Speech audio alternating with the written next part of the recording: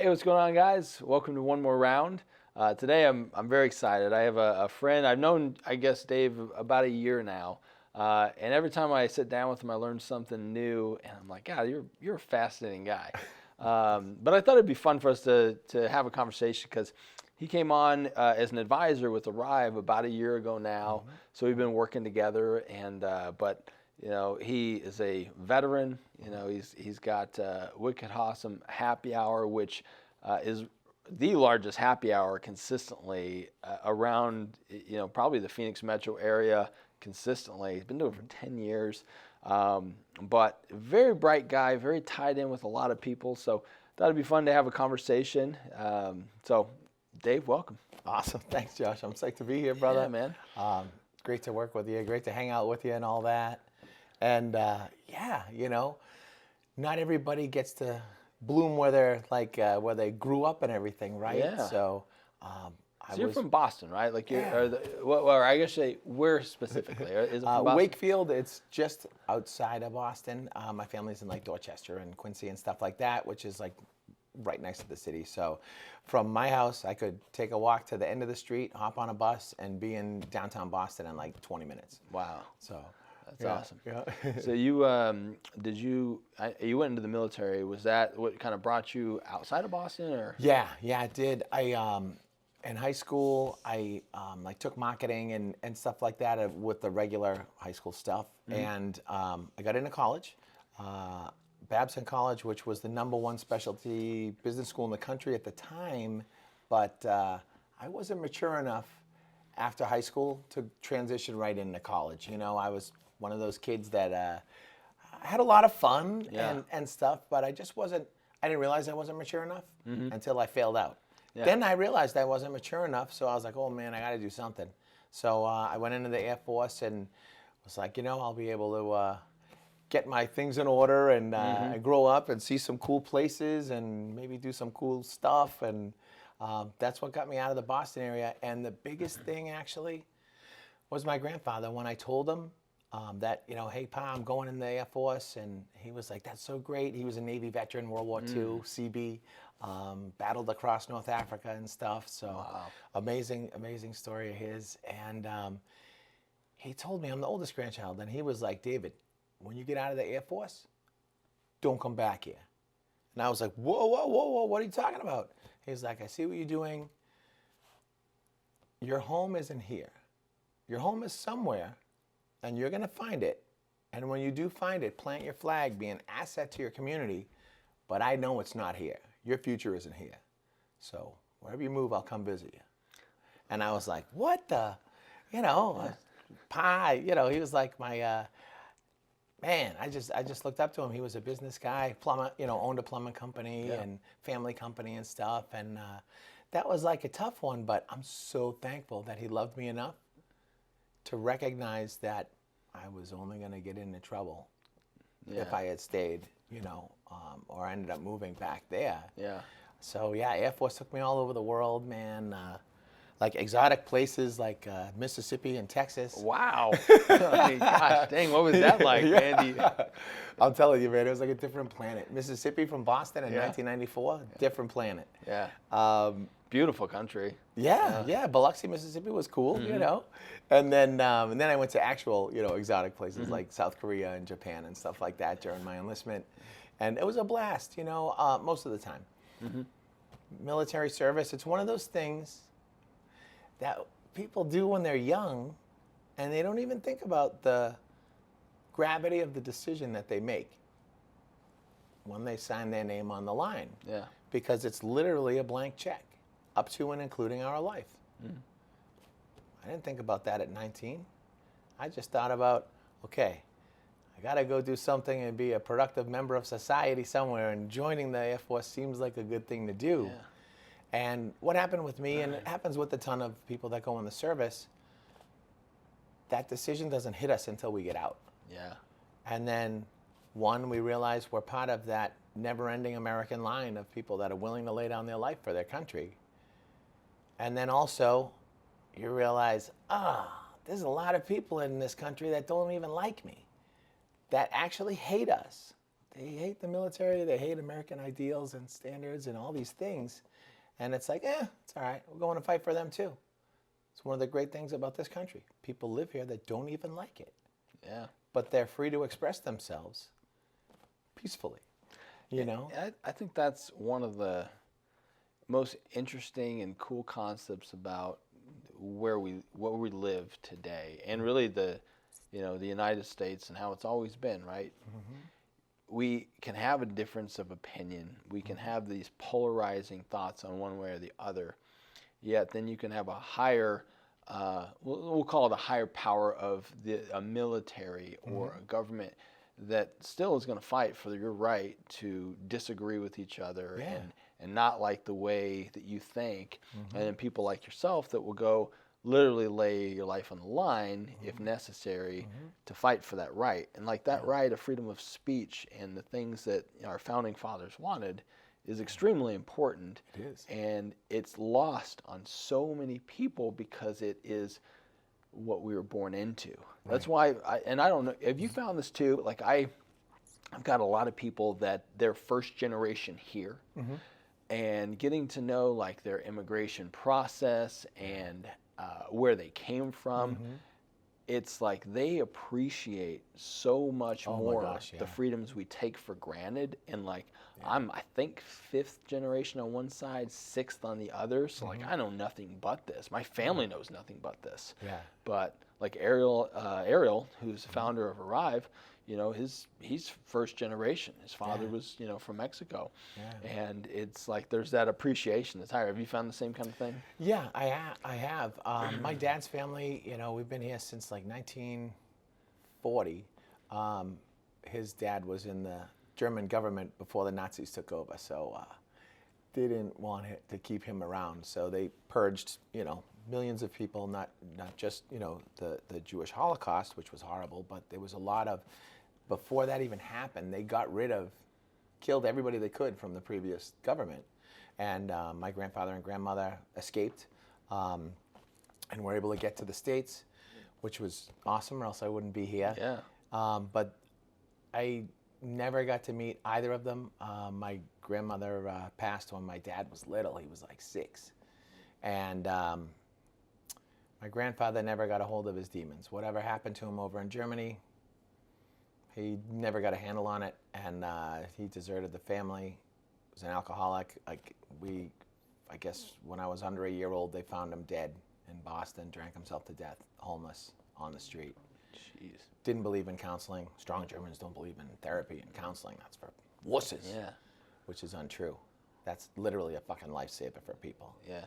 You got to talk. You have to grow through and learn through the stuff that happened, because the things that happen to us when we're younger, not our fault. We didn't do anything to deserve whatever happened. The programming that we got from our parents, you know, we're all imperfect people trying to do the best thing we can, especially as parents for our kids. Yep. And those families that I know that are first generation or second generation, man, I have a good friend that just moved down here, and he's from Sweden originally. He moved to the States, and I worked with him doing windows and siding for a little bit, and he started Lifetime Windows in Denver, and now it's here. It's all over the place.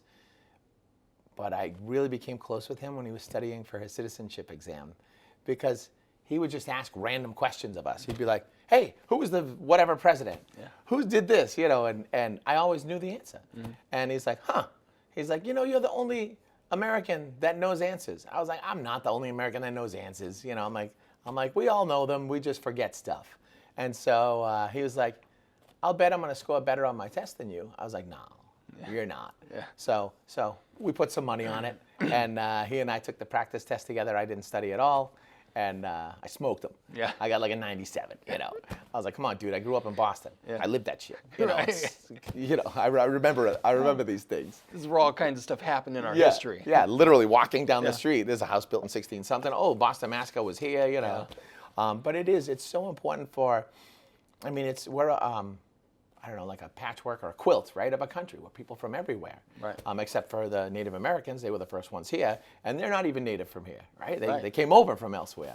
It's a big melting pot, and one of the most important things, right, about a country is having the country. That's like the rally point. That's the national identity and all that kind of stuff. And it's been pretty crazy and pretty frustrating for a lot of people over the last few years. Yeah.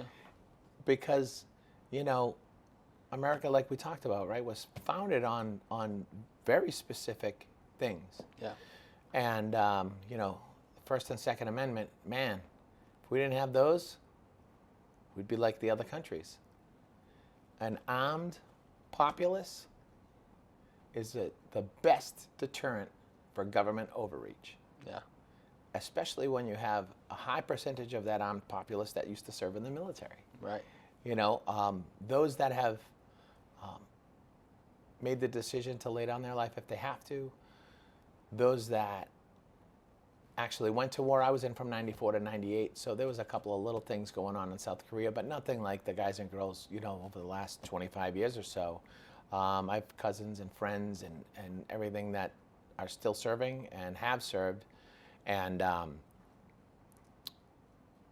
whether you serve in wartime or peacetime, there's stuff to kind of unpack. The biggest thing is the disappointment of the level of integrity and trust when you get out of the military. Not everybody that's in the military obviously is trustworthy, right? And like in any population.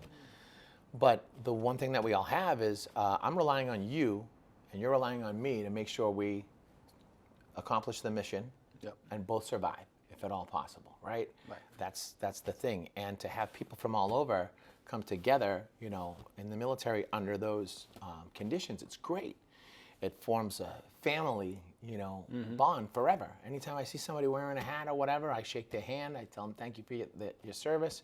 Whether they're a younger guy in his 20s, you know, just getting out, like I got out when I was 24, or a guy that is retired and he's wearing that World War II baseball cap, or Vietnam or Korea. I always stop and thank them, especially the Vietnam guys, because my dad served during that time, and my stepfather served during that time. My stepfather was deployed a couple of times over to Vietnam, and he was one of those guys that was an expert on the rifle and the pistol. And they still do this today, actually. But Vietnam was one of the first wars that they did this large scale, that the special operators lost so many in their ranks that they would just go to an army unit and be like, oh, expert marksman, you're over here. Come on, we're going to go.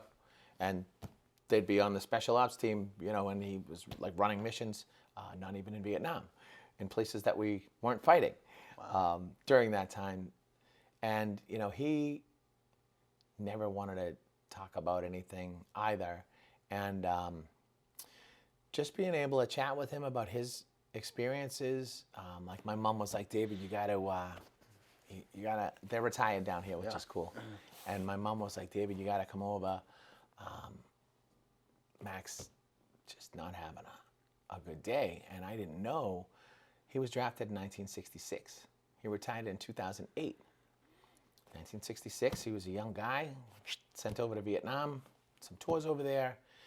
And then after 9/11, he was the chief master sergeant, the sergeant major in charge of all the deployments off the East Coast. And my best friend growing up was Army. He just retired recently. And poor Mac, he delayed, you know, Randy's unit as much as he could and everything. And Mom was like, yeah, he started having flashbacks. Mm-hmm. The last time that they had a National Guard unit come back from overseas, she was like, yeah, he said he saw one of his buddies from Vietnam that was on that. And I'm like, yeah, you know he wasn't. She's like, I know he wasn't. He knows he wasn't. And so then he started to, you know, kind of open up and you know, do some therapy stuff and at least talk to some other guys that experienced stuff, because they had a really negative time when they got back. You know, those guys were spit on and beat up and called all kinds of terrible things, you know. And I always make sure I tell those guys welcome home. Because it's tough enough to come back and readjust to civilian life when everybody's for you. It's really hard. And it's damn near impossible to come back when everybody's like attacking you. You were just in war. Right. The last thing you want is to still be there. I mean, the good thing is those of us that have been trained and stuff, we're not afraid of it. It's like, I don't know, it's as close to a home as you can get, which is really weird, but the training is amazing in the military. They train us so well that we can perform our duties without thinking of it, without sleep, without anything. They program us. We're so good at our stuff. And it's an amazing skill to have once we get out. I mean, it's been great in the insurance industry. Moving here, it's awesome. That follow through, not giving up on stuff no matter what. And, that's like just one of those things. Like if you say something, do something. And it's just, it's common sense, you would think. But you would think, yeah. Common sense isn't that common, my grandfather used to say. Yeah, no, I mean, the military training does a lot. I think most people, when they think of military training, they think of like training with guns, protecting themselves, a specific skill in the military. I think of the discipline That's that the you biggest learn. thing. Exactly. Because I've been very fortunate to be around a lot of people that have served. My partner Eric, who you've met, and he served when he was, I think, 19 to 23. Mike Coates, who used to work for me, used worked for Eric for a long time, was one of his best friends. Did some amazing operations. Thomas, who's a mutual friend of ours. And I think he did 7 tours in Iraq it was. And they all have something very common with their discipline. Like they do things a specific way. Their word is their word. They really don't complain. There ain't a lot of complaints. And like I've known Thomas for 12 years. If anybody has something he can complain about, like that man has gone through a lot, and he doesn't. He gets up, freaking chipper, and grinds through it. And but if he ever has issues or whatever, like he and I have talked, and he's like, here's what's going on. Like you said, it's important to talk. But I think those types of things that are learned there. That's one thing I wish I would have, done. I would have loved to serve the country and to in that capacity. I never did. I thought about it when I was 19, got into business, and I didn't go that route. But it's very cool. Now I got to go back to your grandfathers, I should say. So you had two polarizing experiences with your grandparents. Totally. Yeah. One, so how did you take both of those things and kind of apply that to who you are today? That's a good one. So my grandfather that I knew, he Italian side of the family, really hard work, and he dropped out of school after 6th grade. That's when the Great Depression hit, and he went to work for his big brother, who had started a plumbing company 2 years before. And from whatever age he was then, what's that, 10, 11, maybe? Maybe 11 or 12 or something like that. He worked in plumbing, never went back to school. And you would think somebody that only had an education that went up to 6th grade wouldn't speak well, wouldn't write well. Nope.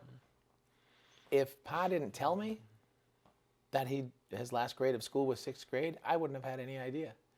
He was always a person that wanted to get around people that knew stuff that he wanted to know that didn't know. So like in networking, right, we do one-on-ones and stuff like that. He was doing that shit in 1950. Yeah. Like a banker. He wanted to know why, whatever with the business account or whatever it was then. So he would take him out to lunch. Just talk to him. Yeah. Ask him a million questions. He did that up until he passed away in 2006. It was awesome. If there was somebody that was interesting, that knew stuff that he didn't know, he would take him to lunch or take him to coffee. Yeah. And when I got into networking here, I was like, oh my gosh, I kind of already know that, you know. And so with him, fierce, love of family, and one of the things he would say, Italian family, he'd be like, you guys, when my parents got divorced, he sat the 3 of us down. I was 14, brother was 10, my sister was 6. And he's like, all right, you 3, see the 3 years, look at each other. We're like sitting on the couch looking at each other. He's like, someday, everyone in this house will be dead. It'll just be you 3. Blood's the most important thing. All you're going to have is each other. So take care of each other. And you don't talk about family business, keep your mouth shut, and don't say nothing to anybody about anything, ever. And I was like, all right, cool. You know, because my sister was sick. She was freaking out. What? Everyone's going to die. I'm like, Liz, no, he's talking about the future. Not tomorrow, you know, not today. But that's how he was, you know. And he, you know, good sense of humor. You know, the dad jokes. We called them pa jokes, you know, and stuff like that. And he didn't talk about his military service. So although you could feel the love from him and, you know, and all that stuff, you also felt just being around him. It was such a weird combination of the feeling of like intense love and then, I don't know, like, I don't even know how to describe it, but you knew Pa wasn't messing around. Yeah. Like, just a look, he'd be like, and you'd be like, ooh. I know what you mean exactly. Like there's that lion that's kind of there, that's always there. You know, but it's laying down. Yeah. Maybe not ready to attack. Right. But the lion's there. But it's there. Yeah. Yeah. I know exactly what you mean with, you know, a few people in my life. So with him, right, I had that great example. I'm the oldest grandchild, so we would do stuff together. He'd help teach me how to drive, and I had a lot of time with him. My dad's dad, there's one baby picture of him holding me. And, you know, we're going through like books and I was a kid and I was like, oh, who's that? And my dad was like, oh, that's my dad. And I was like, oh, where is he? He's like, he's dead. I was like, oh, what happened? He's like, he's dead. That's what happened. I was like, okay. And then when I got older, he was like, yeah, your grandfather was an alcoholic. He gave up on me. I grew up in foster care. He wasn't a man enough to take care of his family, and he died on the streets of Boston, homeless and drunk. And I was like, whew, okay, all right, that's something that I wouldn't have thought, you know. So, and then, you know, with my dad, the 1950s, my dad was born in 1946. Not a good time to grow up in foster care anywhere, especially Boston. Yeah. So, man, my dad went through some shit. Like being drafted into the Army might have been a great thing for him. It was more peaceful being across the world, you know, putting rounds, you know, down range than his home life and everything back there. So, yeah, it was just the complete opposite, you know. And now, you know, when I was younger, I held resentment, you know, towards my dad's dad for giving up on his family. And, you know, I'm just like, I don't understand how you can choose a substance over your family, you know, like. But, you know, being older now and going through stuff, and man, that stuff the past can totally destroy your future if you let it. Yeah. You know, and he was an unfortunate example. From what I knew from the people that knew my grandfather when he first got to the country, there was only like 3 of them. And I got to talk to them, and he was a great guy, they said. But how great can a guy be? Yeah. You know? So that was like, and then of course both sides of the family, like, you know, they're very strong. I mean, Italian, German, and then his wife, my grandmother, my dad's mom, was from Ireland. They met in college in Germany. Okay. So, but yeah, everybody's family has people that are in the family that they're blood, and you gotta love them because you don't have a choice. But they're really not that good of a person, and they're a great example of how not to be. Not to be as a man, not to be as a father. And as long as we learn from it, right? Yeah. And I also knew more about where my dad was coming from, you know, which is tough. We view our parents one way as a child, and then we see, you know, that they're actual people, right? Right, yeah. And a lot of kids get whatever, I don't know, disappointed or disenfranchised or just whatever. It's just part of growing up. Yeah, no, I can completely relate. Like I didn't have necessarily as polarizing of a grandparent, but so I got a weird family. I got 9 grandparents. All right. So I had a stepmom. So 3 of them were from her. And then I have, my dad, same, those are the same 2. And then my mom, so we have her adopted family. So Grandpa McBride, who passed away a year and a half ago at 92. Oh, nice. Grandma Billy, who just passed away at 90. And then we have Grandpa Alan. So he passed away 2 years ago. He was younger than that. Okay. But so Grandpa Alan's my biological. Oh, okay. And I didn't know him well. I remember the first time I met him, I was 14 years old. I was up here. My mom was living in Phoenix. I hadn't quite moved up here yet, but he was kind of new in her life. So my mom was given up for adoption by my grandma, which they're super tight today. In fact, we're going to my grandma's 80th, and we're doing a big thing in Tahoe for her. I love it, man. That's great. But Grandpa Alan kind of came back into her life, and I was 14. So my mom, she had me young, so she would have been 36 at this, 35 at this point in time. Okay. So she was young. Yeah. And I just happened to be up there, and he was there. I'd like to meet my grandkid, blah, blah, blah. And he gave me this, number one, like meeting him, like I didn't even know, I didn't think about this. I'm 14, right? I'm not thinking, hey, who's my mom's biological? Because I didn't grow up with her. I grew up with my dad and my stepmom. Yeah. And he gave me this poster of Mel Gray. So Mel Gray was a kick returner for the Lions. Okay. And actually still to this day holds records, one of the greatest. But it was signed. And I didn't know who the heck he was. I wasn't even really into football that much when I was 14 years old. I'm like, oh man, this is very nice of you. And there was maybe 10 occasions I got to know Grandpa Allen a little more, and he was one that definitely had his demons. I found out through 23andMe, which we have. My mom's got a lot of siblings, lots of different. Grandpa liked the women, and I think we have five different siblings she found out about, in addition to the ones we have. Oh my goodness! So I always think about him because he was rough in his early years. As he got older, he became a different man. And had his challenges, but like I would have loved to spend time and talk to him and understood why, because I never got a chance to do that. And that's why, honestly, that's one of the reasons I do the podcast. I like to understand people. I understand like why they do what they do, whether it's they're super successful and what was that, that's fine.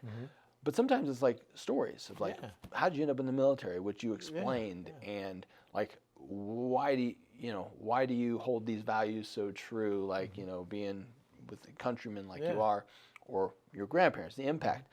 Like that stuff to me is great because you can learn from anybody else's experience if you just take the time to do it.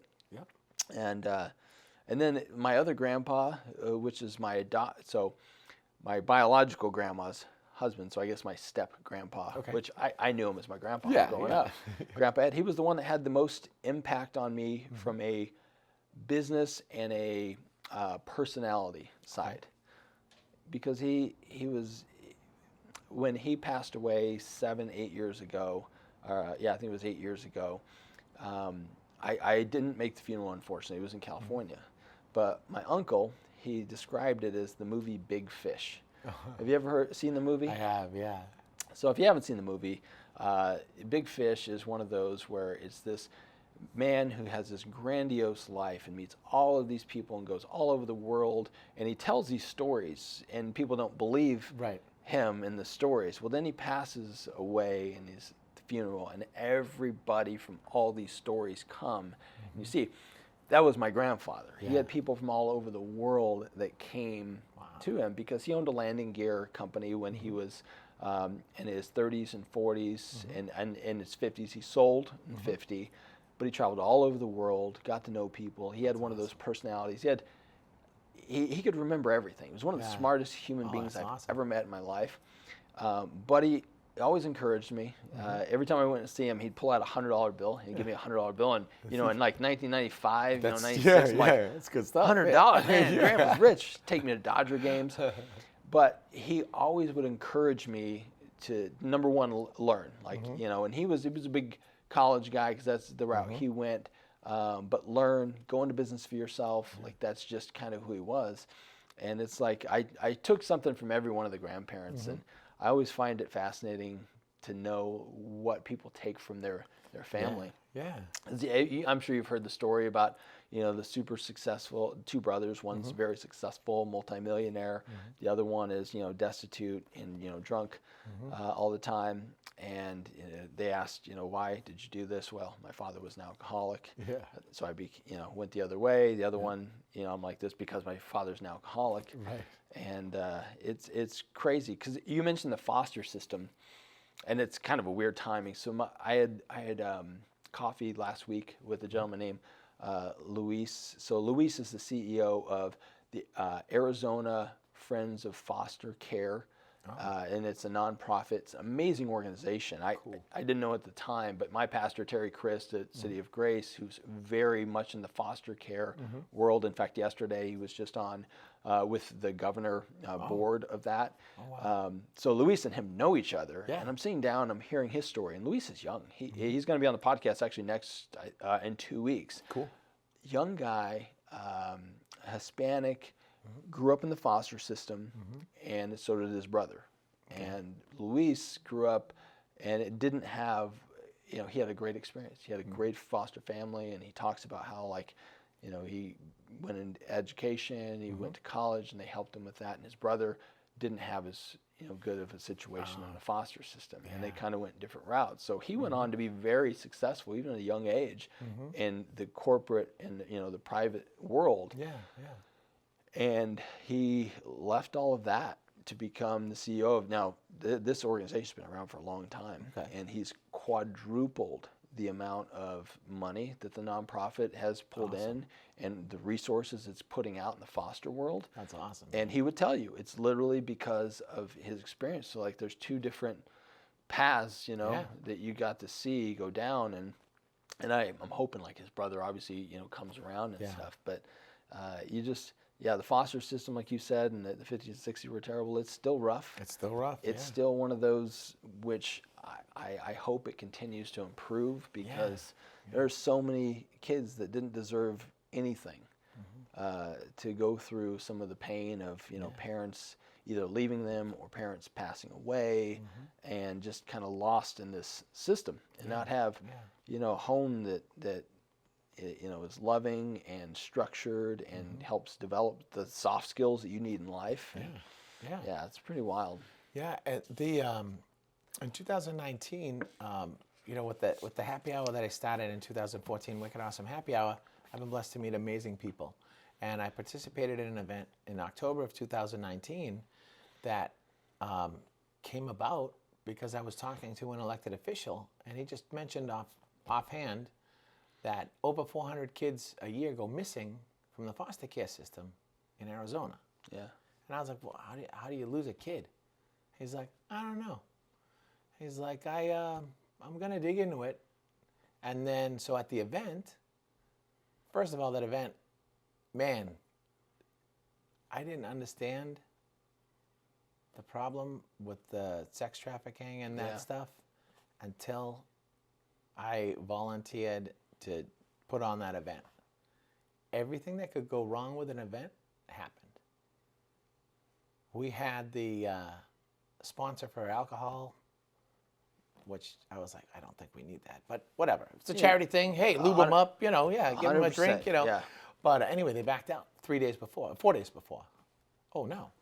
Food backed out 8 days before. The venue canceled us 8 days before. The speakers that we had, the political speakers, all of a sudden, they were all unavailable. I was like, this is too much of a coincidence. And so I pray. Yeah. I'm Christian. And the woman that I was working with she's a princess, like a real Nigerian princess, not a fake email one. Like her dad was the king. Not the one I gave $1,000 to last year. Yeah. But like her dad was actually the king of Nigeria, and when he passed, she went back to his funeral, and her sister and niece got kidnapped at the funeral. Like, it was crazy. But she has an organization in Nigeria and other countries in Africa to help rescue women from sex trafficking, girls, boys, and then they have like a commune or something, school stuff to do, wells, all that stuff, so that the kids can be kids and get the counseling and everything they need. So we're partnering up to do something like that here. We worked with Cece's Hope Center out of Chandler. Yeah. Renee Lopez is he just won for Corporation Commission, and he's one of the founders of that. Just amazing organization. And so I just prayed like crazy, and names popped into my head. So I called a friend of mine. He took care of the alcohol. I went to the venue because they canceled us. Yeah. So I was going to go in and talk to the person running the joint. And it just so happened that the owner of the venue just happened to be in from California that day when I walked in, and happened to be behind the front desk. And man, I lit that fool up. Yeah. You could tell by the look on his face that people didn't really talk to him like that usually. Yeah. And I was like, man, what are you guys doing? I even accused him of all kinds of stuff. Yeah. And he's like, look, I didn't know anything about it. Sorry, or we'll do it, and we'll give you a discount. So everything worked out. The event went on, but the only elected officials that showed up were Kevin Hotke, the mayor of Chandler. Representative Farnsworth showed up, amazing guy, and there was one other. Everybody else couldn't make it all of a sudden, and it just shows you how much of an issue it is. Yeah. If the people that we elect are afraid to talk about something like that openly, then there's more to it, right? We don't have to go down the conspiracy theory rabbit holes, but the United States is the #1 country in the world for sex trafficking. Phoenix metro area is the #1 area in the #1 country in the world. Yeah. So it's not that far of a stretch to think that all of that money being generated, some of it is probably being used to influence local, state, federal elections to keep things status quo. Because 400 kids going missing a year, I can only imagine how much, and it's just crazy. That's a staggering number. Yeah. And that's Arizona. It's just And I don't want to say just Arizona, but that's Arizona. Yeah. It's happening all over the country. And, Yeah. and it's really not a conspiracy theory. I've seen enough logically in my life and met enough people and heard enough stories to know that it is real. Yes. And it is something that is, you talked about your event and how things just started to kind of fall apart, right?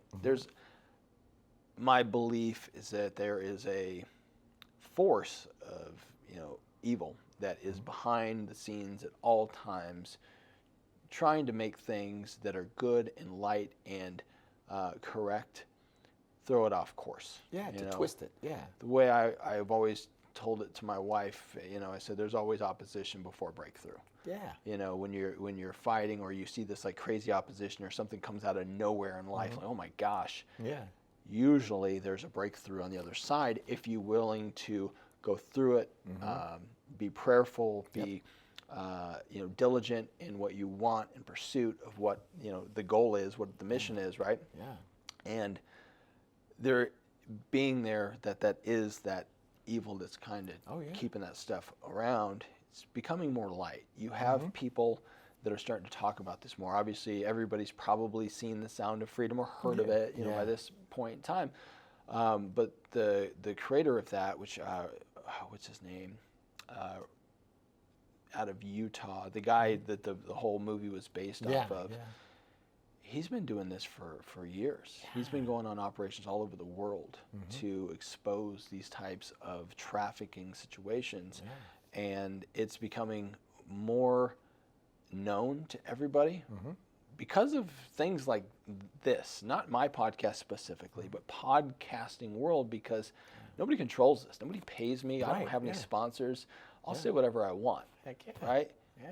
Patrick Bet-David's my favorite because he literally says exactly what he wants. He's got a great panel of people and they have debates, but they don't hide from this. He had somebody on, I want to say, a month and a half ago, and this woman, she grew up in Europe. She was trafficked young.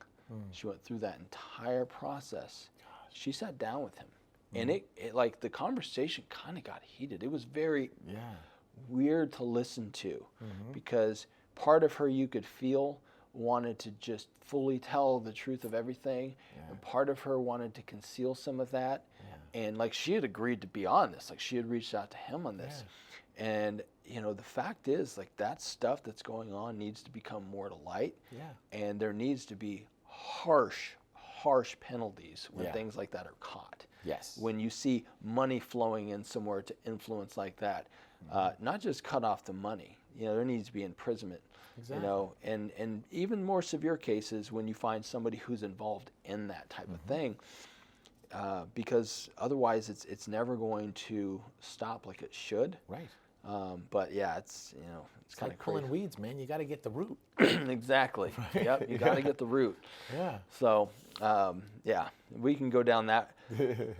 You say rabbit hole, but again, it's not a conspiracy. No, it's true. Unfortunately, it's true. Yeah, you know, it is and true. It's you know, if you're listening to this and you have any inclination that you should help make a difference in any capacity, whether it be the foster care system or the trafficking or whatever, you know, I would just recommend that you do it. Like you do something. Action. You take action. Exactly. Reach out to your local church, your local city council, whatever it is, and see if you can do something. You know, even if it's just feeding a family. You know, those types of things. But all right, I'll change gears just a little bit because, as I mentioned in the beginning of this, like you know, went to the military, traveled all around the world, got out of the military, then you went into sales. Is that right? Okay. Actually, before I get into that, this was one of the coolest stories you ever told me, and it was you. So you have a memory that is kind of, or you had a memory that was off the charts. Kind of explain that. So we all have different gifts, right? God is real, no question, right? And so's the other guy, right? Just like we just discussed. So my gift, although I didn't realize it at the time, I could go into any room. Let's say we go out to eat, right? We go into a full restaurant, we're at wherever. I can walk in, look around at the time, walk back out, and then tell you everything that people were wearing, eating, what they were talking about, what it smelled like, everything. Every single thing about it. And it was great having that growing up. It made school easy. I was always good at taking notes, you know, and paying attention in class most of the time, and until college. And then I would go through my notebook and the textbook in my head during the test. Like they would cram for tests. I'm like, I'm cool, I got it. I just read my shit and I took my notes and I'm good. And I would go in and I would close my eyes and this page, this paragraph, yep, there it is, and just go through. And it was crazy, man. It helped. It was huge for me going in the Air Force. I didn't, you know, again, we don't know ourselves fully as younger people. And so I took my ASVAB, that's the battery of tests that you take to see if, you know, you can go in the military and stuff. And I scored really well, 88 out of 99, and I had no sleep, and I was partying all night. And still scored well. And one section, they were like, hey, your highest two things were electrical and language. I was like, well, I don't speak any other languages, and no, I'm not that great with my hands. Like, we want you to take this other test. It's like a 4-hour test. They make up a language, and in that 4 hours, you have to learn it enough to be able to speak it and write it, and there you go. Translate it, you know, to English and stuff. And I was thinking to myself, oh, all right, whatever. It seems like I don't know who would ever be able to do this. You know, I kind of thought at first. So I did it, knocked it out, and they were like, oh my gosh. They were like, you scored the highest that we ever had. And I was like, all right, that's cool. And they were like, yeah, we want to teach you Farsi and have you overseas. And I was like, yeah, that's cool. And so I didn't end up doing that. I did aircrew dispatch and scheduling. But yeah, the memory thing was crazy. It was like a magic trick. And I was in a rollover accident. I doing over 80 miles an hour. man, I wrecked that car like NASCAR wreck. Shit was like this, like that. It was crazy. Just a smoking pile of rubble when it landed on what the wheels used to be. And I crawled up the embankment on the highway, and I remember as it popped up, I was like, Jesus, I hope you're ready for me, because here I come. And I heard, no, just quiet. As the car was flipping, I'm like, no, what? What do you mean? And I walked up the embankment, and the state trooper was there. A couple people pulled over because it was quite a wreck. And I didn't have that gift anymore after that. I had a severe TBI and brain bleed and all this other stuff. Mm-hmm. If I listened to the doctors, we wouldn't even be here. I would have been dead years ago. I was 25 when that happened. And the gift that I got back was better than the other one I had, though. Although the other one is cooler, it seemed, the one that it was replaced with is much better, I think. What is that? It's what helps me with Wicked Awesome Happy Hour, and it helps me and a bunch of people and all kinds of stuff. Being able to, like, see, like, to the person. You can be dressed however you want, speak however you want. Yeah. I know your ass. I know and feel when he taps me to do so, everything about the person I'm sitting across from. He just downloads it. And then he gives me the ability to communicate with somebody in the exact way that they need to hear, which is really cool. And then also vision. Mm-hmm. A lot of times leaders, especially visionaries and disruptors, right? They go through and their whole life has been a fight. Mm-hmm. You know, oh, you can't do this, whatever, it's impossible. And he's put a bunch of those people in my path. And I've been able to just tell them where their company's going to be, where they're going to be, and, you know, not like exact day and month, but I convey to them that, yeah, no, you're making the right choice, or whatever it is, whatever. Yeah. I usually don't even remember what I say. Yeah.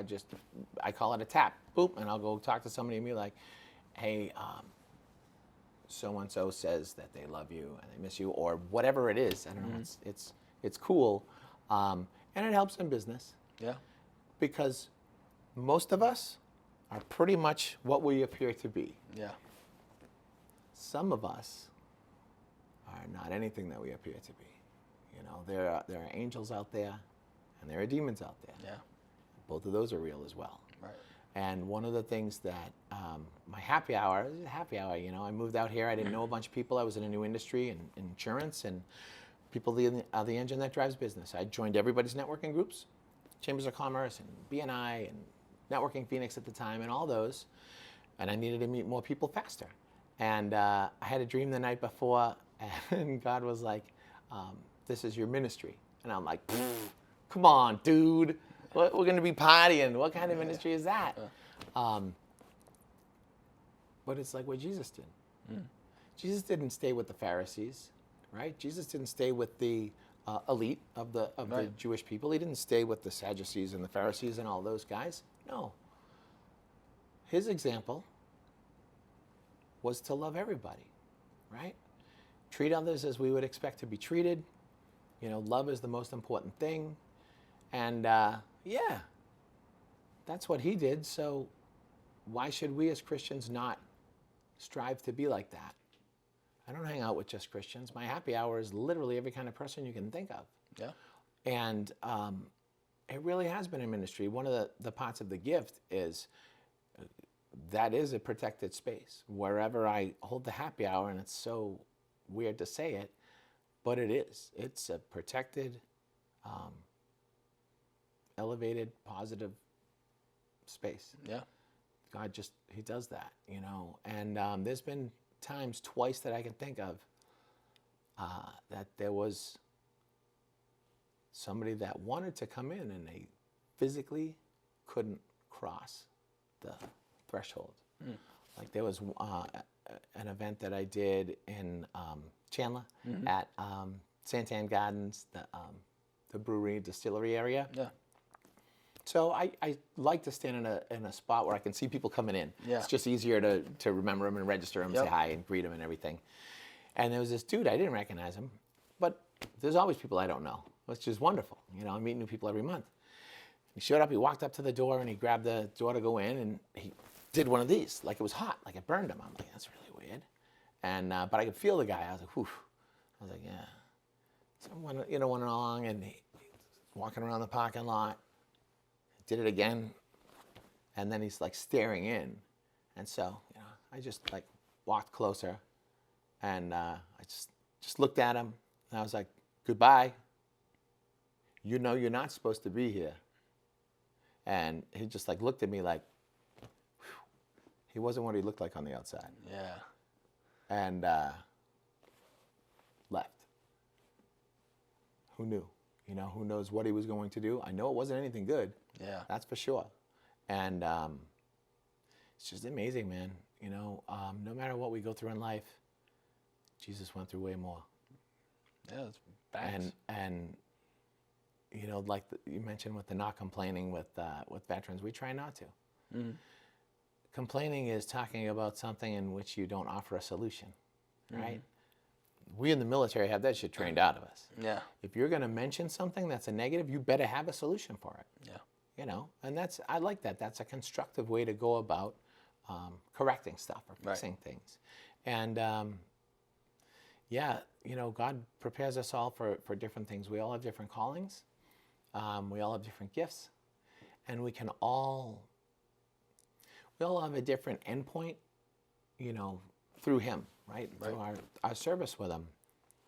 And yeah, I mean, as I look back on the first 50 years, shit, there's so many times that I shouldn't be at this point. You know, He literally has pulled me through. Like when I was a kid, 17, you know, we were at a field trip in Boston, and we were late coming back to the bus, so my buddy and I were cutting down these alleys, you know. Came around the corner in this one alley, and a guy has another guy on the ground, gun in his face. He's robbing the guy. I come running around the corner, so like the door there, we were that close. And the guy has the gun in the guy's face, and he sees me, and click, the gun jams. I go diving like around the corner, and he gets 2 shots off at me. No reason that the gun should have jammed. He had me center mass. I'm right there. Yeah. Thanks. Yeah. You know, the rollover accident, you know, the way that it was. And then the ridiculous thing was the ER doc and the state trooper got in a fist fight because one was banging the other one's wife, and they just found out about it. So I didn't even get treatment. I got bandaged up my hand. But it was a fucking brawl in the ER. They called more cops. There's the doc. It was so hilarious. I called a friend. I was like, hey, bro, can you come get me? So I'm waiting outside, you know, the emergency room, sitting on the ground, just waiting. And he drives up, and it's just police cars. And he's like, what's going on? I'm like, let's just go. Let's just go. And he's like, wait, man, where's your car? I was like, yeah, it's wrecked. And he's like, you okay? I'm like, yeah, I'm good. I'm good. Let's just get back. He's like, okay. And so I didn't even get treatment for 6 weeks. Wow. Till I went into and I had, you know, I was seeing like, you know, like halos, and I had vertigo, and oh man, like nausea and just trouble with eyesight. Just everything was a mess.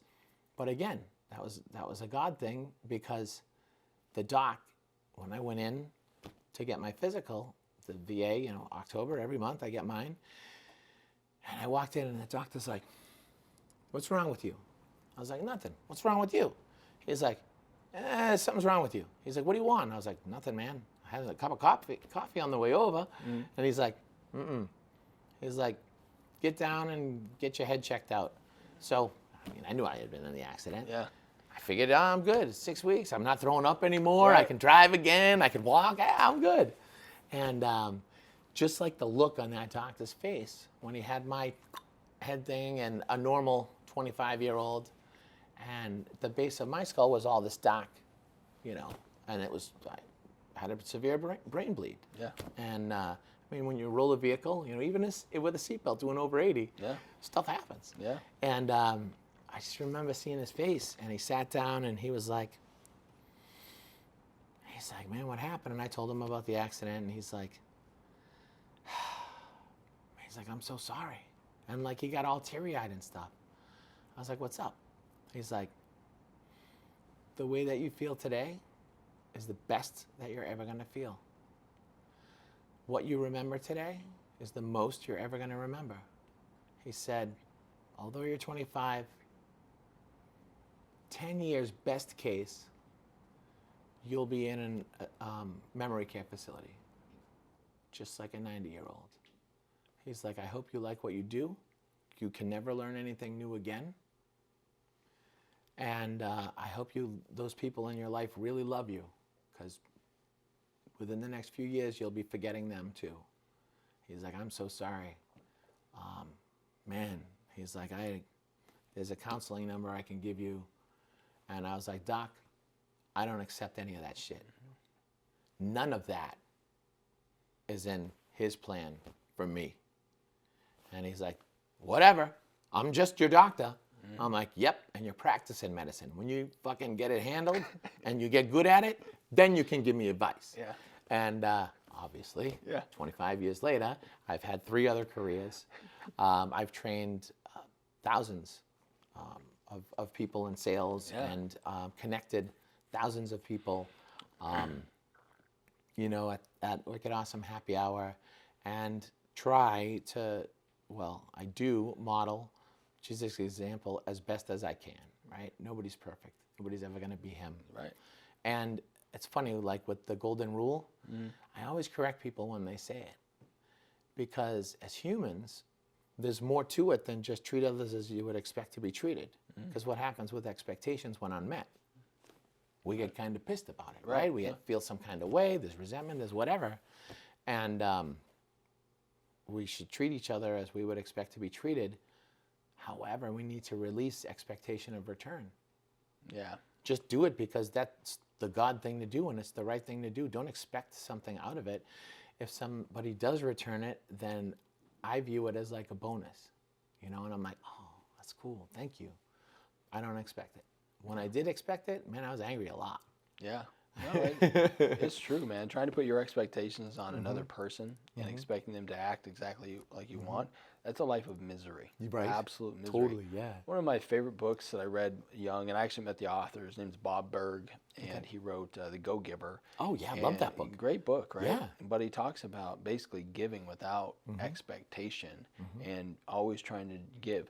It comes around. It does. You don't need to, expect it or put time limits on or anything like that. And honestly, sometimes it comes from completely different places. But it does, man. Yeah. Be that person for people because you're supposed to be that person for people. Yeah. And if they don't treat you nice, just boogie on down the road. Yeah. Right? Shake off your sandals. It's good intel on them. Cool. All right. Exactly. Yeah. It's all about kind of you were talking about your gift of like knowing people and. I have the same gift. I've been, I don't know if it's because I've been around so many people and I've seen so many different things, but it always resonates with my mentor, Eric's told me, know the animal in the jungle. Yes. Once you know the animal in the jungle, you know how to navigate it. Exactly. But you got to know who, you gotta he's know. Basically saying, know who that person is. Yes. And you do, you pick up on vibes of people that are putting on a front, people that maybe have something hidden in it. And it's not always a bad thing. Right, Sometimes right. it's just like, they maybe are uncomfortable or they got something going on in their lives and those types of things. But then that's when in conversation, where to go a little deeper and to try to, feel them out of, what's going on because you never know when someone needs to hear your voice. True. There's been many times where somebody will pop in my head and I'll send a text message to them hey, bro, how you doing? Haven't heard from you in a little while. Yeah. I don't want anything from him. Like, I'm not, And gosh, dang, man, I was just thinking about you. I really appreciate you reaching out. I'm going through this. And I've got, if I look back through the last year of text messages after my heart transplant and all that, and people tell me everything now. You died. What did you? I didn't see anything. God was like, you're coming back. You don't need to see anything. Exactly. People tell me way more than I ever should know. They just open up to you. Right, they open up. But it's like for a reason, and like being intentional with that and that particular gift. I think everybody has a degree of it. Just needs to be exercised more. Yeah, it's just like accessing to it and not being afraid of whatever. And exactly. Because people do tell you a lot. They do. Right? And it's like, whew, man, really didn't want to know that about you or whatever. Right. But it's such a blessing to be able to be like a sounding board and stuff like that. For sure. To be that person for somebody is a responsibility, and very honestly, it's very humbling because like I'm nobody great, right? I try to live my life by, the way Jesus wanted me to. I fail all the time. I mean, ask my family when the remote control's in the wrong place. I'm like, what the fuck is, remote control or whatever, and like it's over. Sorry, guys. Yeah, I still got my things, right? We all do, yeah. But it's like we have to be okay with who we are too. You always want to get better. Always want to get better. Always, yeah. But like, just be cool and authentic and understand that like you're not perfect. And, being that person for someone and listening and understanding they're not perfect and hearing what it is that they're going through. Sometimes it's like you were saying, affirming someone's idea, or, they're in the trenches, right? Yeah. In business, right? They're in the trenches. They feel like guns are just shooting at them all the time. They got payroll that they're barely making every time. They got this idea. It's like they see the business growth, they see the invoices that are growing, they see the traction, but they're drowning, and they got a runway of like 60 days in their mind. They've been doing it for 10 years, but you come in and you listen, like, oh no, because you've seen it play out in many other places. This is what's going to happen. Yeah. And then it happens. Yes. And that's a gift. We'll have lunch with Eric, because Eric is like he has got the weirdest, strangest sense to where when he predicts something, it comes true. Yeah. Like he can be like, oh no, I think this is going to happen or whatever. And it might take 2-3 years. Like John and I, our partner, we talk about it all the time. Like this guy, he'll do it. Yeah. It's insane. But yeah, when you can give people that clarity of something that's going to come down the line when they're going through the trenches, man, or marriage and those types of things, and kids. So yeah, man. But I feel like, well, we'll do this again, because I think you and I could probably talk for 20 hours, just nonstop. But I like that you, when people pop into your head, you text them as well, because I do that. Yeah. I've been doing that, man, for a long time, since the accident, since '99. Yeah. And I had somebody pop in my head that I didn't do it, and it was a friend of mine, Marine, and he popped in my head in the morning, maybe like 9 or 10 a.m., and then I got a call from his girlfriend at 1 a.m. the next day. Woke me up, and he hung himself. And I was like, damn, I should have called him. And I don't miss that opportunity anymore. Yeah. And a lot of times, probably like you, the person on the other end, man, a lot of times is at the end of their rope with whatever. Maybe it's family, maybe it's business, maybe it's everything. Yeah. Maybe everything is so much that, like one of the guys that I reached out and called just popped into my head. And I was like, you know what, I got a couple minutes. I'm going to call him rather than just text. So I called him, and I'm like, hey, what are you doing, brother? I haven't talked to you in a while. One of the guys I served with, and he's like, what the fuck are you doing calling me? I was like, I was thinking of you, and I miss you. And he's like, you can't be calling me right now. I was like, oh, are you busy? He's like, well, yeah. He's like, I got my pistol, and I'm done. I'm fucking busy. Yeah. And he's like, you're stopping me from doing what I want to do. I said, oh, I didn't call to stop you. I just wanted to let you know I'm thinking of you and I miss you. Been a few years and thinking of you. He's like, oh, man. He goes, right before you called, I don't pray. And he's like, and I said a quick prayer. If I'm supposed to stay here, Jesus, give me a sign. And he goes, I was getting ready to pull the trigger. The gun was in my mouth when I saw you on caller ID. And I was like, okay, well, I'm in a different state. I can't come over and take that gun from you. But I'm going to call 911, and they're going to do it. And he's like, no. And there's no video calls, you know. Then I was like, all right, well, rack that round out of the chamber because I know you're ready to do it. And put it on speaker, and you could hear it. Mm-hmm. And I was like, now pop out the clip. And he popped it out. And I was like, I'm going to call so-and-so who lives in the same state as you. He's like about an hour away.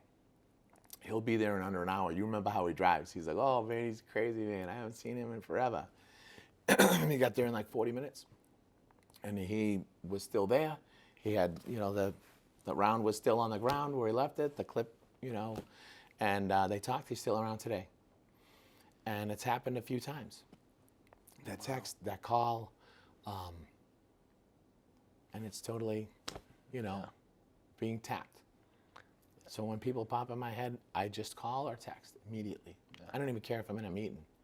I fucking call them. Yeah. Because in his case, and in, at least a dozen others that I can think of over the years, God used me as the answer to that prayer that they had. Yeah. So.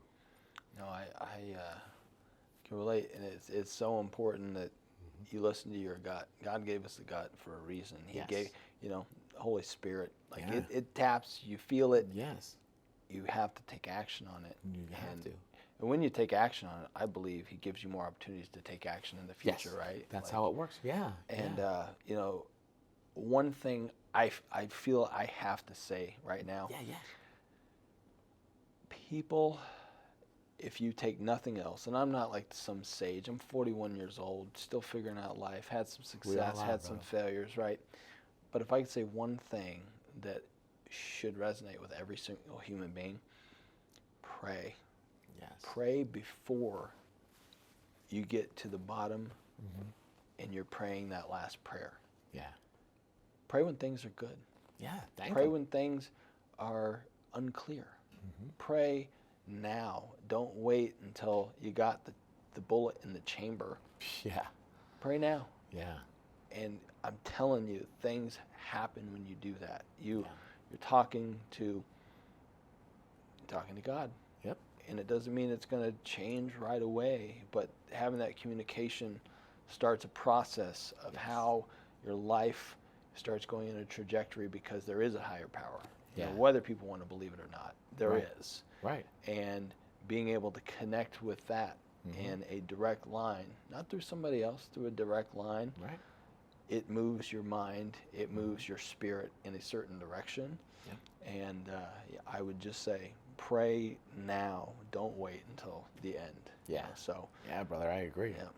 Yeah, pray often. Yep, pray often. Thank Him for everything, Yeah. I have this thing that I haven't said this ever, except to my wife. But a lot of people, when they see like 2:22 on the clock or 4:44 or whatever, like they'll make a wish. Well, I don't make a wish. I have a prayer. It's Heavenly Father, thank you so much for my health, wealth.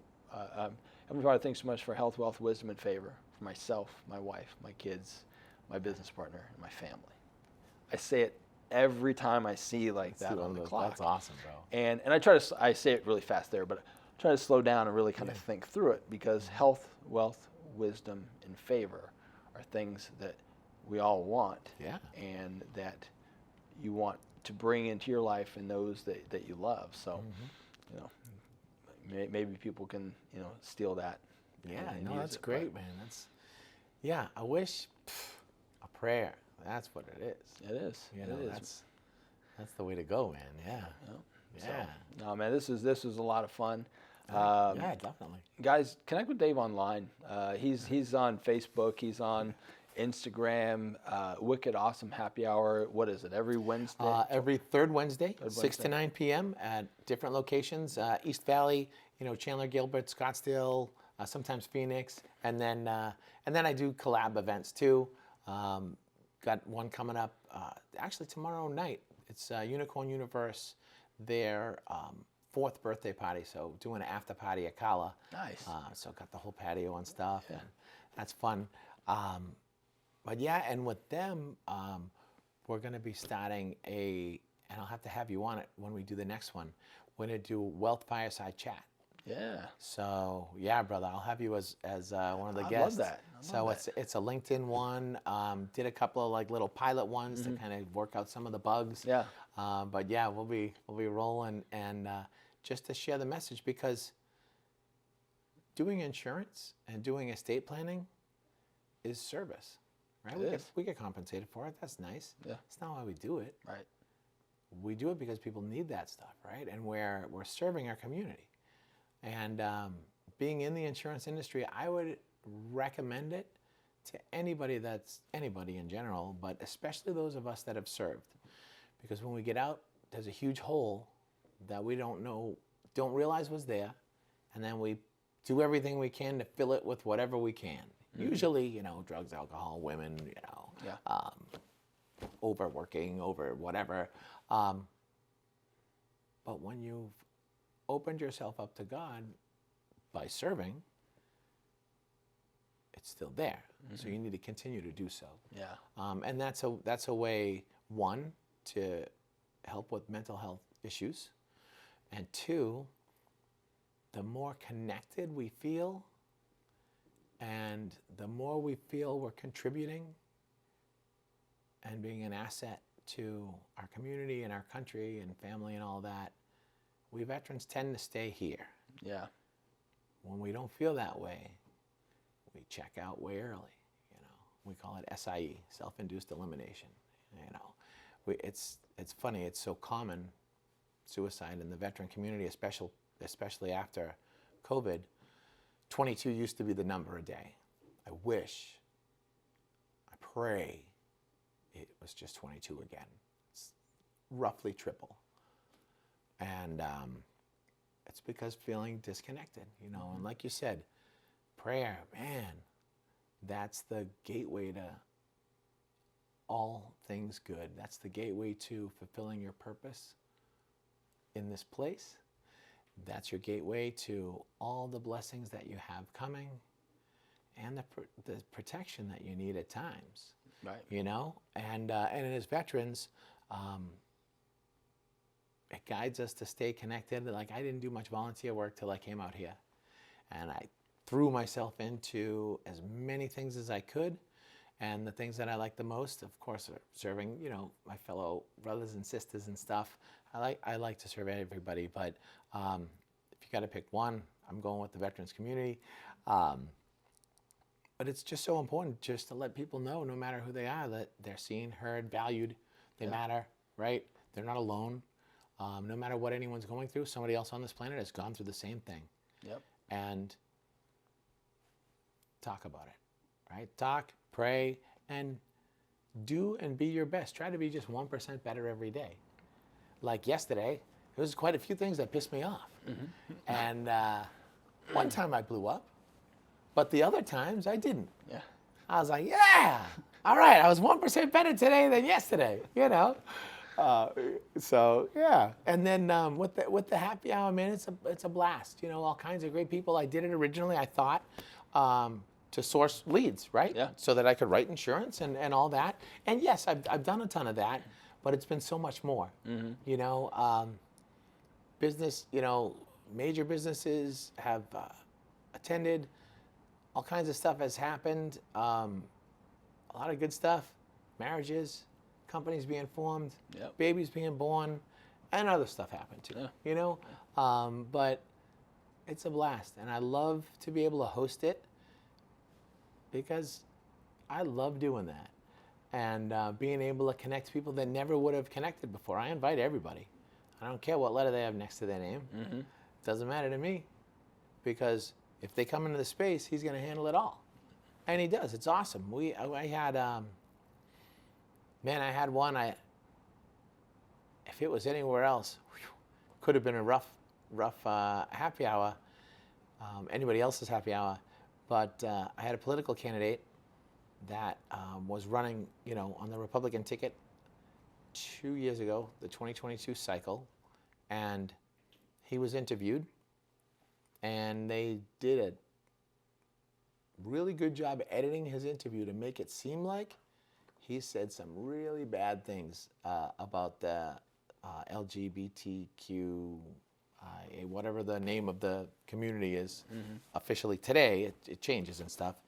But man, yeah, I saw the interview that they referenced about this guy. I was like, whoa, that's terrible. And he showed up at the event, and the event was at a place that is very friendly to that community. The GM, most of the staff, a lot of the patrons. And so he walked in, and immediately the manager's like, get the fuck out. Yeah. Like screaming at him. I'm like, whoa, calm down. Calm down, man. This dude came to my happy hour. He's like, do you know who this is? Blah, blah. And he's like going off. I said, yeah, I saw the interview. I'm pissed about that. And so I turned to the candidate and I was like, what's up? Is that what you believe? Because I don't believe that. Yeah. And I'm a Christian too. Yeah. And he's like, no. He's like, that was a bunch of shit. He's like, they chopped it and clipped it. And the guy's like, oh yeah, right. Sure they did. And so he's like, well, he brought up the whole interview and he handed it to the manager. And there was one answer, and there was another part of the answer, and then there was another part of the answer, and the manager was like, oh, but of course during that time, the other employees saw who was there. So they were like, man, they were ready to like physically. Yeah. And it was awesome. He watched the video with, one of the servers, and he was like, that's how I feel too. He's like, I'm sorry that I was going to throw you out. And they actually started talking. So there we were at the happy hour. And here's this political candidate. He's sitting there. And all these people in the community that felt like he hated them and wanted them, whatever, were sitting around. And he was talking to them for like 30 minutes. And at the end, he stood up, shook everybody's hand. Then he came to hang out with the rest of the people at the happy hour for another just few minutes and left. But that was so powerful. Yeah. Because, man, they wanted to rip that guy apart. Yeah. And their feelings were justified based on how the interview was chopped to make it look. For sure. Right? And that was, it's awesome. You wouldn't think a happy hour, it's just getting people together in the right environment. Right. In a positive environment, and amazing stuff comes out of it, man. And it's the most constructive thing somebody can do when they hear an interview like that, or somebody who has a crazy opposing view that you think, is to sit down and talk with them. Because, and that might be them. Chances are, though, it's somewhere really in the middle. And then you have a conversation, you kind of understand, where they were coming from or how something might have been chopped up differently. And you can come to common ground with almost anybody if you just have a conversation. Yeah. That's one of the challenges I'm starting to see come the other direction, but we've had in the last the last 20 years. Yeah. People having conversations and understand, I don't agree with you, so I can't sit here and talk with you. And like, well, that's stupid. Yeah. It's America. And unconstructive. Like, let's just chat and get to know each other. And so much common ground. Right. We're like 95% or more the same, right? Everybody. And I mean, I like to remind people, I'm like, hey man, it's America. We're all different. Right. It's awesome. Celebrate that shit. Exactly. Because you can, there's a lot of different analogies, right? I like all of them, but my favorite is, you can take a finger and you can break it really easily, right? But when you got a fist, it's really tough to break them. If you have one string, right, it's easy to break one string. You tie a bunch of those strings into, a rope, like one of those ones on ships and stuff, it's almost impossible to break. Right. And that's how we are, and we should be as American people. Yes, we're all different. Yes, we all have weaknesses. Yes, we all have strengths. But we're all Americans. Doesn't matter where we came from. It doesn't matter what we believe. We're Americans. And that's why when I speak, in front of groups and stuff, I start with how I'm aligned. Because, like you mentioned earlier, I like people to know where I'm coming from up here, right? Because they see and they make assumptions. So I tell them, guys, Dave Waltzer from Boston. First thing I'm going to do is share how I'm aligned. God first.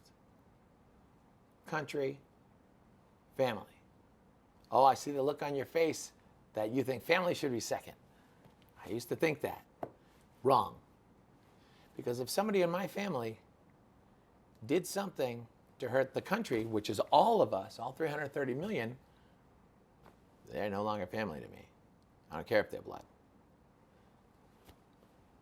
If we don't have a country, if we don't have a central point for us to be together in a space in which we have one commonality at least, all of us are American.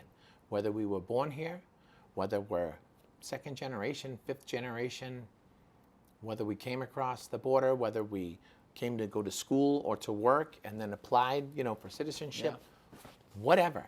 We're all here, and all of us want really the same stuff. I want to be able to take care of my family. I want to be able to have some fun.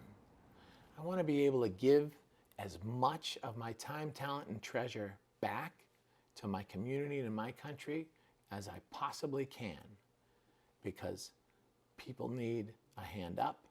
They don't need a handout. Handout hamstrings you. A handout is slavery. Fuck that. I'll help to teach. I'll volunteer time. I'll volunteer whatever.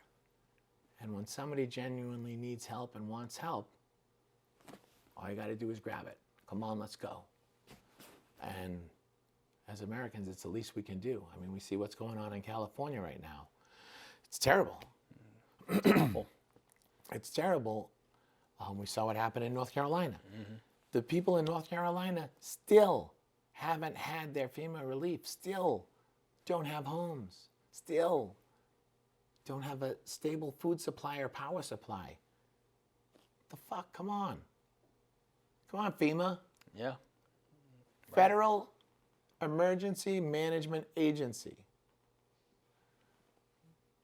As we've seen, the vast majority of their budget went to Ukraine. Yeah. Now, I don't have an issue with Ukraine or Ukrainian people at all. I know quite a few. They're awesome. My heart hurts for what happened in their country and what is happening. But that's their shit to deal with. Yeah. We don't need to hurt Americans further by misappropriating funds so that they can do whatever they're trying to do over there. They need to just handle their shit themselves at this point. We've given them billions. Yeah. If you can't make use of the 60 or 80 or 100 billion that we've given them over the last, then it's on you guys. Maybe you deserve to be taken over because you're misappropriating your funds. If we're giving you billions and we had 3,200 special operations people in country within a week, our special operators are the best in the world. Absolutely. And they had 3,200 of them in one country at the same time. There's a lot more to that story. I feel bad for what's happening, and it's terrible, but it's like being in the plane and it's going down and you try to put your mask on everybody else before you. And because you can't breathe, you don't get to help anybody, right? Yep. That's what our foreign policy is at this point with humanitarian aid elsewhere. It needs to be America first. And I will tell you, my first mentor when I was in my 20s, he's Ukrainian, Stephen Dorzanin. We're still close to this day. He was somebody I was very close to, still am. But he was third generation. His grandfather came over here from Ukraine, and Stephen's a Patriot. He would tell you the exact same thing, even though that's where his heritage is from, that America first. Yeah. And like that's just the way it needs to be done. So I'm hopeful. I think we have some interesting times ahead, but the Doge program, with Elon Musk and Vivek Ramaswamy and the team they're putting together, I think we can start allocating the money to the right areas that it should be. But yeah, and it's big, man, because we don't want people to lose their jobs. no. But it's necessary because our government is way too big and way too bloated. The federal government has like one job. Well, two. run the country, make sure the states, herd the cats, keep the states together. Right. And national defense. What else are they constitutionally supposed to do? Oh, stay out of our way. Yeah, that's the other thing. Yeah. And it's clear for a long time that hasn't happened. So I am very hopeful, especially of the next 2 years, because then we got another election, right? Mm-hmm. But yeah, it's just such a bloated, unnecessary system in some sections, right? There's so much that we don't need. And you got to look. I look at everything like a company, because I've ran companies, owned companies, right? Every person has to serve a function within a company of why it's necessary, and that person is unique in and of itself. It has nothing to do good, bad, or indifferent about that person. But if they don't serve a function for the company, then that job needs to go away. Right. Right. That's just the reality of it. True. Yeah. Well, the government needs to work the same exact way. Yeah. If there's not a specific reason for that function, then paying those wages that are coming out of our tax dollars, just so somebody can have a job, doesn't make any sense whatsoever. Not at all. Yeah. And so yeah, I know what you mean. It's like, you want to have a heart. You don't want people to be displaced from jobs. However, if you're not being productive and you're not adding to the value of a company and what you're doing, you don't deserve a job. Correct. Correct. And I know that sounds really harsh, but that's true, it's just like the participation trophies, that we've seen. No, you want to do your best. You want to win. You want to, and sometimes you don't. Right. And the only thing that makes you better is when you don't win and you realize, oh shoot, I need to change this. And now our government needs to get back to that. Let's be efficient. Let's be the beacon that we should be. So, yeah, man. Yes. Well, this is awesome, man. We literally, I think I was gonna wrap up 30 minutes ago. Oh shit. And then we go on forever, but we'll have you back probably in like March if you're cool with it. Cool, bro. Yeah, I'm down. We'll talk about all kinds of more stuff and love it. But guys, hey, I know you got a lot of this. Dave is an amazing guy, tells great stories. Just a good dude. If you get a chance to go out to Wicked Awesome Happy Hour, definitely do it. You'll get a selfie with them. You'll find out now. You just mentioned the Dave Waltzer name. Pretty much anywhere in the Phoenix metro area, to anybody who knows more than just their siblings, they know Dave. Right. So this is a lot of fun, brother. Thank you so much for coming on. Yeah, and Dave is an advisor here at Arrive Financial. Does insurance, financial planning, estate planning, all that stuff. So he can help you with all that stuff as well. Thanks for tuning in, guys. We'll see you next time. Thank you. Bye. That was awesome. Awesome, bro. Thanks.